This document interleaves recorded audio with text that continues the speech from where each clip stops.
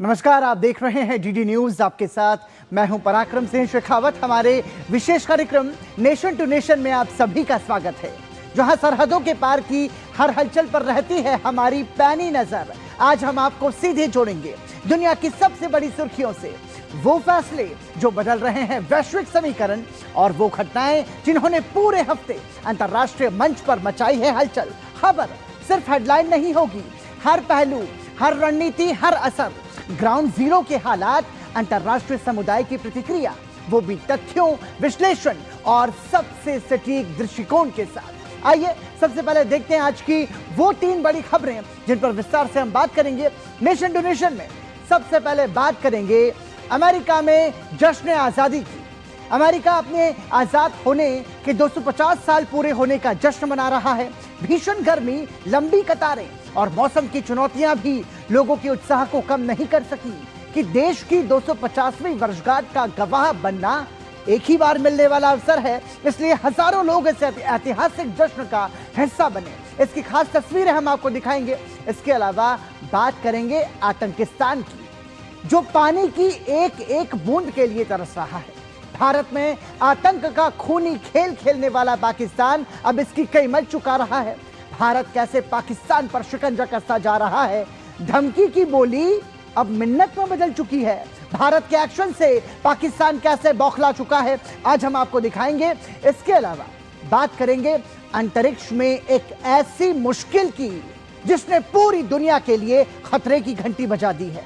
कैसे अंतरिक्ष मौजूद उपग्रह हमारे लिए मुश्किल पैदा कर रहे हैं जो अंतरिक्ष में मौजूद हैं, और इससे कैसे निपटा जा सकता है, इस खबर की हर जानकारी हम आप तक पहुंचाएंगे। इसी के साथ आइए शुरुआत करते हैं नेशन टू नेशन की। और सबसे पहले बात अमेरिका में हुए जश्न आजादी की। अमेरिका ने शनिवार को आजादी के 250 साल पूरे होने का जश्न मनाया। इस मौके पर देश भर में भव्य समारोह आयोजित किए गए। मुख्य कार्यक्रम वॉशिंगटन डीसी के नेशनल मॉल में हुआ, जहां राष्ट्रपति डोनाल्ड ट्रंप ने राष्ट्र को संबोधित किया।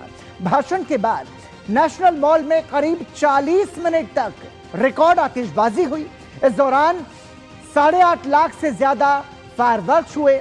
व्हाइट हाउस ने इसे अमेरिका के इतिहास का सबसे बड़ा स्वतंत्रता दिवस फायरवर्क शो बताया। देश के सभी 50 राज्यों में परेड, एयर शो, कॉन्सर्ट्स और सांस्कृतिक कार्यक्रम आयोजित किए गए। न्यूयॉर्क में जहाजों की परेड निकाली गई, जिसमें भारत समेत दुनिया भर से आए जहाज भी शामिल हुए। तो आपको बता दें कि जश्न आजादी जो अमेरिका में मनाई गई, वो एक ऐतिहासिक रूप से मनाई गई, जिसे लोगों में बहुत खासा उत्साह नजर आया इसे देखने के लिए। और अमेरिका अपनी आजादी के 250 साल पूरे होने का जश्न एक उत्सव के रूप में मना रहा है। इस मौके पर Washington DC, New York, Philadelphia, Texas और मियामी समेत देश भर में परेड, एयर शो, आतिशबाजी, सांस्कृतिक कार्यक्रम और कॉन्सर्ट आयोजित किए जा रहे हैं। राजधानी वॉशिंगटन डीसी में ऐतिहासिक इमारतों के ऊपर भव्य आतिशबाजी और लड़ाकू विमानों के फ्लाई पास्ट ने समारोह को खास बना दिया। न्यूयॉर्क में सेल 250 कार्यक्रम के दौरान परेड निकली। इस दौरान आसमान में लड़ाकू विमानों ने फ्लाई पास्ट किया। अमेरिका की आजादी के समारोह के तहत वॉशिंगटन डीसी के आसमान में राष्ट्रपति के विशेष विमान एयरफोर्स 1 ने उड़ान भरी। इस दौरान उसकी सुरक्षा और सम्मान में अमेरिकी वायुसेना के 4 अत्याधुनिक F-22 रैप्टर लड़ाकू विमान एस्कॉर्ट करते हुए फ्लाई पास्ट में शामिल हुए। तस्वीरें हम आपको दिखा रहे हैं, और ये तस्वीरें अमेरिका के जश्न आजादी की हैं। इस मौके पर अमेरिकी राष्ट्रपति ने कहा कि इतिहास में किसी भी राष्ट्र ने इतनी भव्य उपलब्धि का उत्सव नहीं मनाया जैसा कि हम इस समय मना रहे हैं।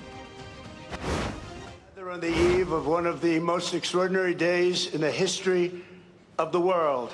Tomorrow we mark 250 years of glorious independence and 250 years of majestic American freedom. Nothing like it.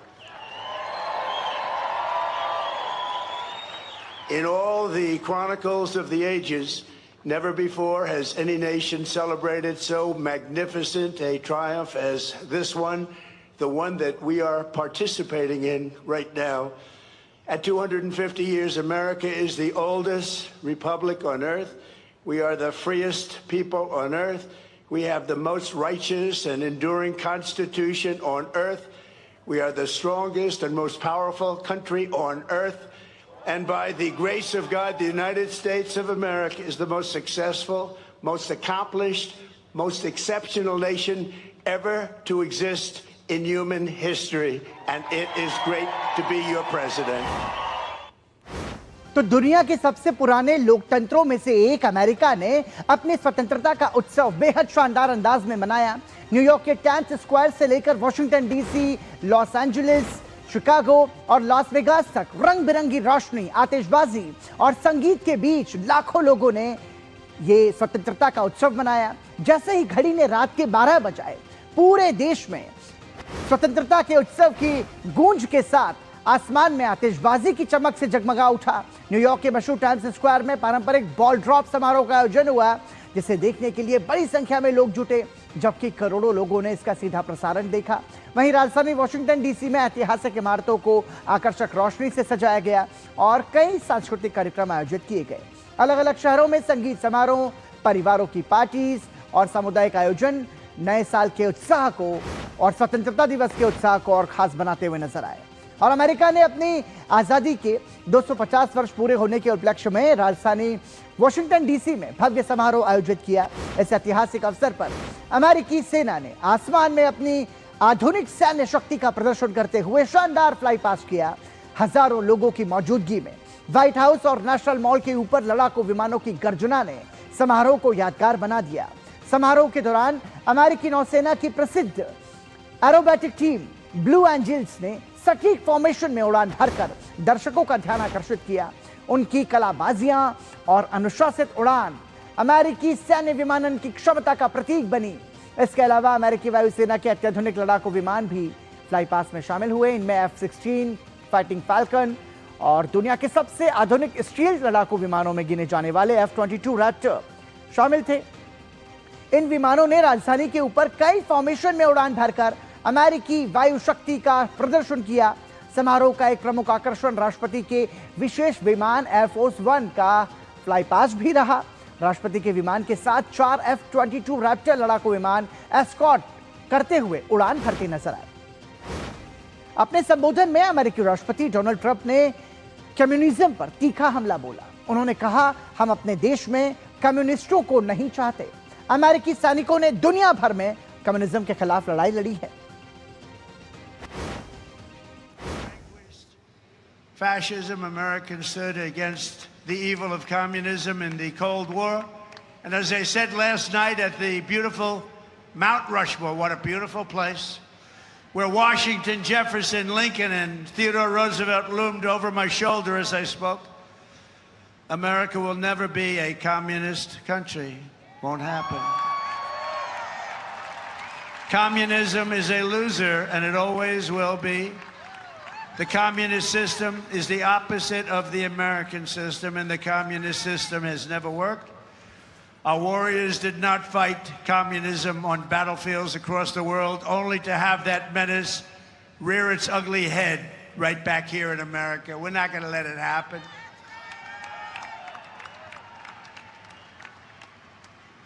We like to stop a threat like that immediately and before it begins. It's like a cancer. You got to cut it out. You got to cut it out fast. इस मौके पर mount Rushmore में आयोजित कार्यक्रम में देशभक्ति गीत, सैन्य सम्मान, आतिशबाजी और सांस्कृतिक प्रस्तुतियां आकर्षण का केंद्र रहीं। स्वतंत्रता दिवस की पूर्व संध्या पर आयोजित इस समारोह में बड़ी संख्या में लोग शामिल हुए। ट्रंप ने इस अवसर को राष्ट्रीय एकता, सैन्य शक्ति और अमेरिकी मूल्यों के संरक्षण का प्रतीक बताया। विश्लेषकों के अनुसार ट्रंप का यह भाषण केवल स्वतंत्रता दिवस का संबोधन ही नहीं था, बल्कि उनकी राजनीतिक प्राथमिकताओं का भी एक स्पष्ट संदेश था। उन्होंने कम्युनिज्म, सीमा सुरक्षा, अवैध प्रवासन और राष्ट्रवाद जैसे मुद्दों को फिर से प्रमुखता से उठाया। माउंट रशमोर में आयोजित कार्यक्रम के दौरान अमेरिकी राष्ट्रपति डोनाल्ड ट्रंप ने कहा कि अमेरिका के संस्थापकों ने 250 वर्ष पहले जिस स्वतंत्र राष्ट्र की कल्पना की थी, उसकी रक्षा करना आज हर अमेरिकी नागरिक की जिम्मेदारी है।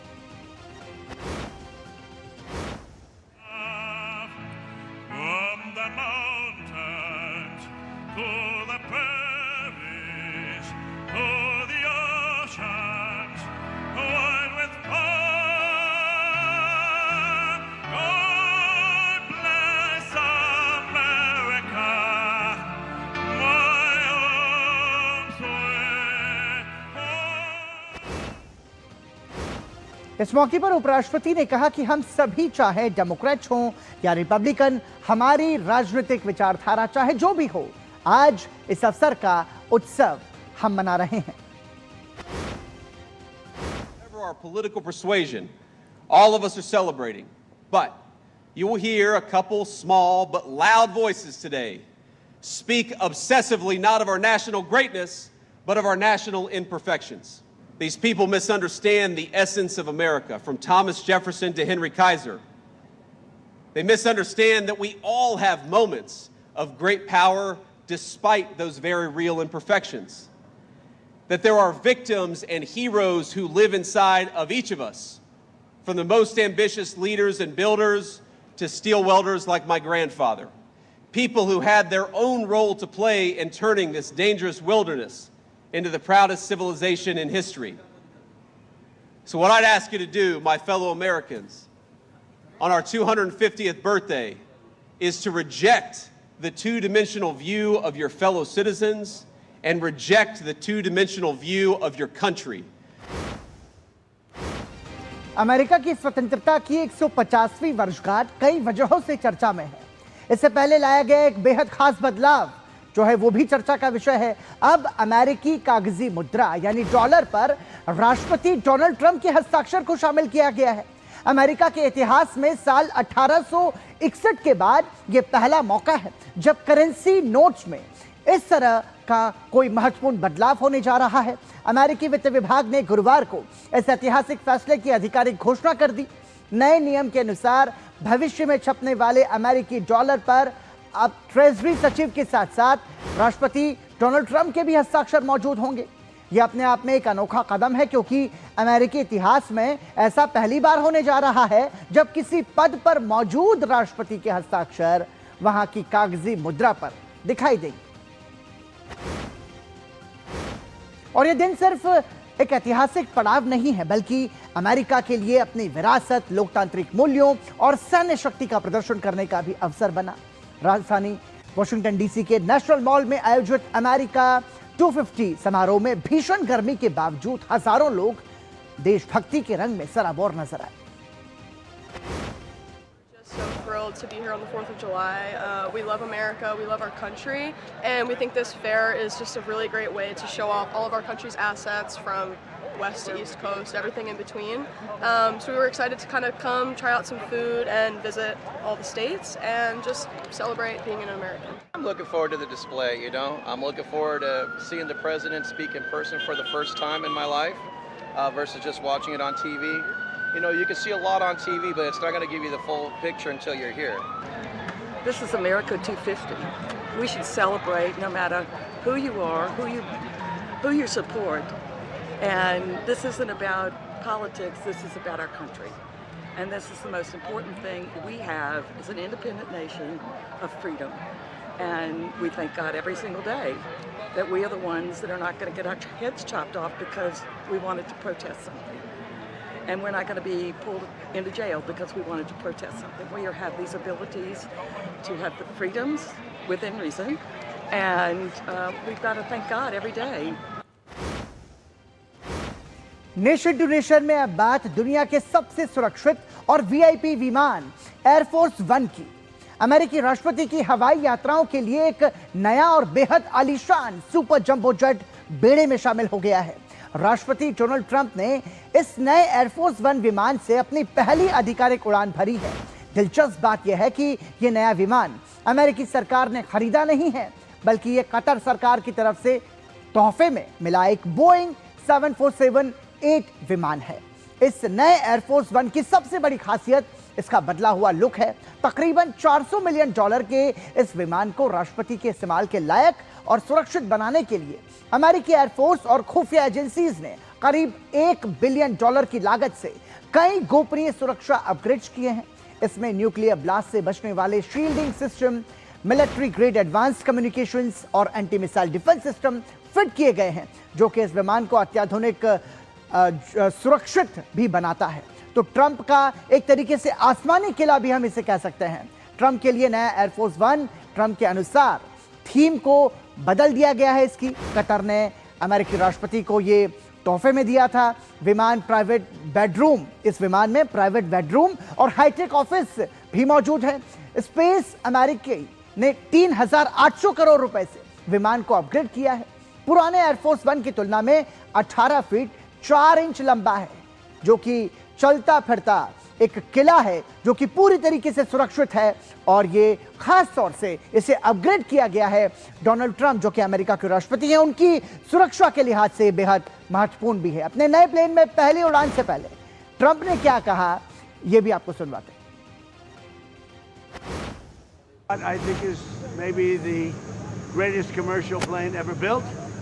I said to Boeing, what's the best one? They said, this is the best plane ever built. And you're going to have the privilege of flying it, and I have a privilege also of flying it. But this is the first flight. We're going to the Teddy Roosevelt Presidential Library opening, and that'll be very good. That'll be a lot of fun. But I think, you know, to be honest with you, I'm excited about the first flight. It's something nobody's ever seen anything like it. Even you people with all your experience and all of your talent, you will never see anything like this. So they just completed it. They made it appropriate for a president. That means the security and all of the different bells and whistles they put on. Very complex stuff, but it's really quite something. And this is a plane that the United States of America should have our. मतलब Trump के इस विमान में private bedroom भी है और इतना hi tech है ये कि ये परमाणु हमलों को भी झेल सकता है। जरा सोचिए कितना सुरक्षित विमान ये होगा। इसी के साथ नेशन टू नेशन में रुक रहे हैं एक छोटे से ब्रेक के लिए। बने रहिए हमारे साथ।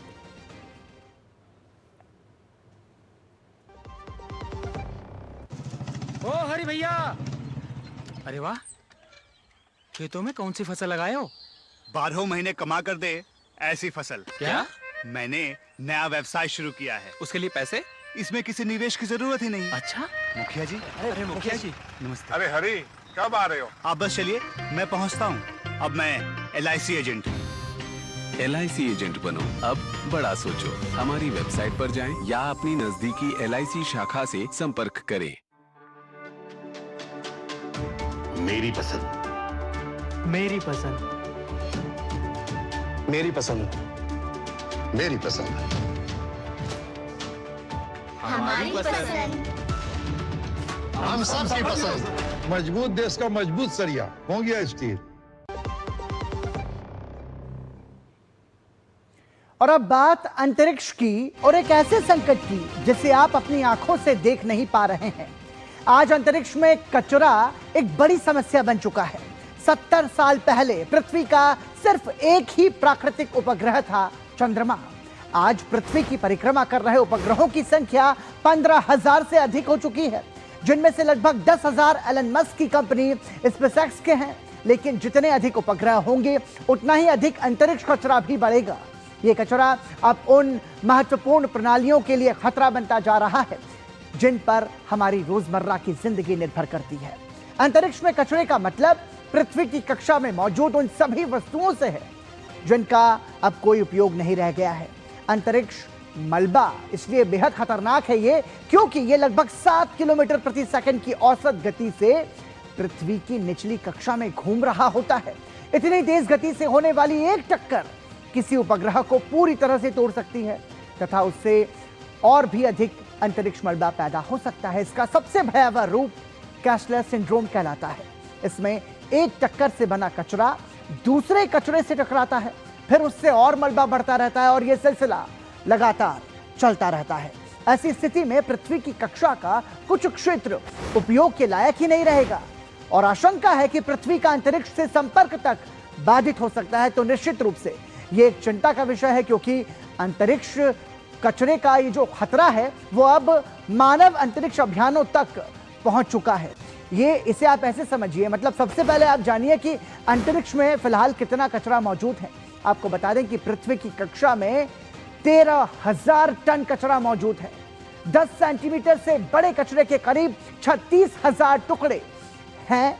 साथ ही कचरे में इस्तेमाल हो चुके रॉकेट्स के हिस्से, निष्क्रिय उपग्रह, पृथ्वी की परिक्रमा कर रहे उपग्रहों की संख्या 15,000 है और 15,000 से अधिक है सिर्फ स्पेसएक्स जो कि 10,000 उपग्रहों का इस्तेमाल कर रही है। साथ ही स्टारलिंक का एक उपग्रह हर दिन वायुमंडल में नष्ट हो जाता है। बड़ी संख्या में उपग्रह जलने से कार्बन और एल्यूमिना कण पैदा हो रहे हैं, जो कि ओजोन परत पर बुरा असर डाल रहे हैं। तो ये खतरे की घंटी है। और ऐसे में सवाल यह है कि समस्या का समाधान क्या है? निष्क्रिय उपग्रहों को पृथ्वी पर गिराना, मिशन पूरा होने के बाद उपग्रहों को पृथ्वी के वायुमंडल में प्रवेश कराया जाता है और अधिकांश हिस्सा वायुमंडल में जलकर नष्ट हो जाता है। लो अर्थ ऑर्बिट के लिए सबसे प्रभावी तरीका है ग्रेवयार्ड ऑर्बिट। पुराने उपग्रहों को पृथ्वी से दूर एक कब्रिस्तान कक्षा में भेज दिया जाता है। इससे सक्रिय उपग्रहों को खतरा कम होता है। रोबोटिक सर्विसिंग की बात करें तो कैप्चर रोबोटिक यान निष्क्रिय उपग्रहों को पकड़कर उन्हें सुरक्षित कक्षा से बाहर ले जाते हैं। जाल और हार्पून तकनीक जो है, इसमें विशेष अंतरिक्ष यान जाल या हार्पून की मदद से बड़े मलबे को पकड़ते हैं। परीक्षण मिशंस में इस तकनीक का सफल प्रदर्शन हो चुका है। चुंबकीय या रोबोटिक भुजा बड़े रॉकेट स्टेज या उपग्रहों को पकड़कर नियंत्रित तरीके से हटाया जाता है। ड्रैग सेल उपग्रह में एक विशेष पतंग जैसी संरचना लगाई जाती है। ये वायुमंडलीय घर्षण बढ़ाकर उपग्रह को जल्दी पृथ्वी की ओर लाता है। लेजर तकनीक की बात करें तो लेजर बीम द्वारा छोटे मलबे की कक्षा में हल्का बदलाव किया जाता है। इससे टकराव का खतरा कम किया जा सकता है। जानकार मानते हैं कि नई तकनीक इस समस्या का समाधान बन सकती है। वैज्ञानिकों ने ऐसे 50 सबसे खतरनाक अंतरिक्ष यानों की सूची भी तैयार की है, जिनमें अधिकांश पुराने रॉकेट्स हैं। कचरा हटाने के लिए जाल, चुंबक, पाल, गुलेल जैसी प्रणालियां और हार्पून जैसी तकनीकों पर काम हो रहा है। हालांकि इनमें से बहुत कम तकनीकों का अंतरिक्ष में सफल परीक्षण हो पाया है। तो ये अंतरिक्ष का जो मिशन क्लीन है, उस मिशन क्लीन के तहत हम सभी को इस तरीके से प्रयास, हालांकि ये वैज्ञानिक स्तर के प्रयास हैं, ये जो प्रयास है सभी हमारे हाथ में तो नहीं है, लेकिन फिर भी हम ये कह सकते हैं कि किस तरीके से इस पर काम हो रहा है और इस पर सोचने की भी जरूरत है। और आइए अब बढ़ते हैं आगे और अब बात करते हैं पाकिस्तान की, जिसे दूसरे तरीके से आतंकिस्तान भी कहा जाता है। सिंधु जल समझौता स्थगित होने के बाद अपनी गीदड़ भपकी देने वाला पाकिस्तान अब दुनिया के सामने मिन्नतें कर रहा है। पानी रुकने से तबाह होने की दुहाई देकर दुनिया से मदद मांग रहा है, लेकिन सच ये है कि उसका हलक अब सूख रहा है। और ये जो हलक सुखाया है, ये भारत ने सुखाया है। भारत तेजी से उन प्रोजेक्ट्स पर काम कर रहा है जिनसे हम अपना पानी अपने लोगों के लिए इस्तेमाल कर सकेंगे। दूसरी ओर पाकिस्तान की असली सरकार यानी सेना और उसके नेता लगातार दुनिया के हर मंच पर अब अपना रोना रो रहे हैं। लेकिन भारत ने भी साफ किया है कि जब तक पाकिस्तान आतंक का साथ देता रहेगा, भारत किसी भी तरीके से उसे कोई राहत नहीं देगा। आपको बता दें कि भारत का एक्शन जो है 30-70, वो क्या है? भारत का जो एक्शन है एक तरीके से वो है कि भारत ने पाकिस्तान को नदी का डेटा देना बंद कर दिया है और डेटा ना मिलने के कारण नदियों के जल स्तर की जानकारी नहीं है पाकिस्तान के पास। और नदियों को जोड़ने के मेगा प्लान पर तेजी से काम भारत कर रहा है। चुनाव, व्यास लिंक जैसे प्रोजेक्ट्स पर काम हो रहा है।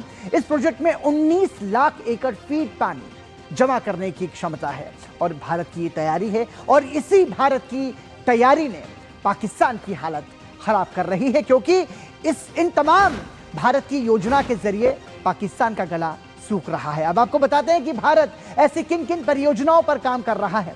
तो आपको बता दें कि बगलिहार बांध, जिसमें आपको बता दें कि रामबन में 900 मेगावाट का ये हाइड्रो इलेक्ट्रिक प्रोजेक्ट जो है वो महत्वपूर्ण है। चुनाव पर भारत की सबसे महत्वपूर्ण परियोजनाओं में से एक इसे गिना जाता है। इसकी सबसे बड़ी खासियत इसके फ्लशिंग गेट्स है।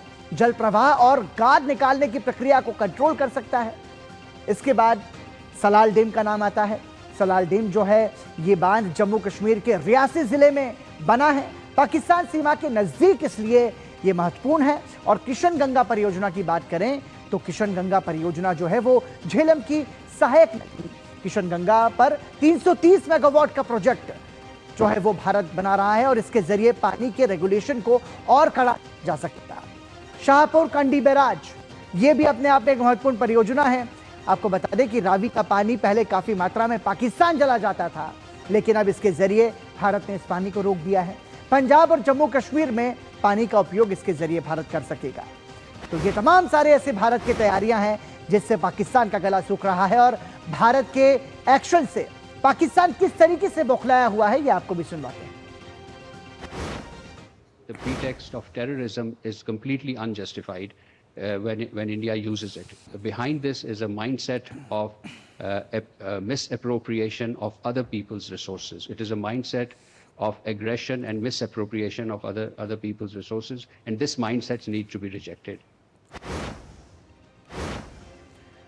तो एक बात तो साफ है जो कि भारत ने स्पष्ट रूप से कहा है कि आतंक और पानी, खून और पानी एक साथ कभी नहीं बहेगा, और यही अब पाकिस्तान के गले की फांस बन चुका है। इसी के साथ नेशन टू नेशन में आज के लिए इतना ही। हमें और हमारी पूरी टीम को दीजिए अनुमति। नमस्कार।